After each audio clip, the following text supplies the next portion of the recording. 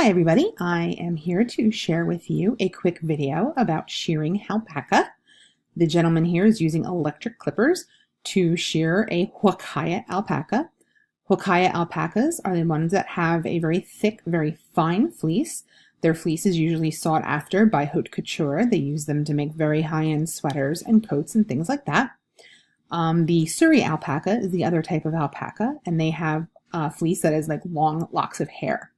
As you can see, the alpaca is laying down and he is actually tied by his hind hooves so that he doesn't kick and hurt himself or the shearer.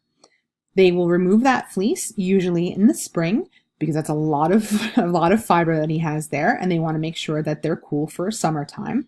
As you can see, he's getting closer to his belly, and the belly fur is called seconds, and they're usually shorter and a little bit more coarse. They're still very, very soft, but not quite as soft as that blanket fiber.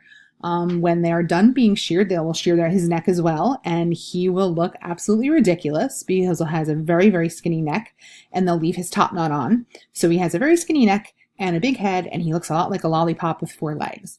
And alpacas are magical because that fleece is just amazing.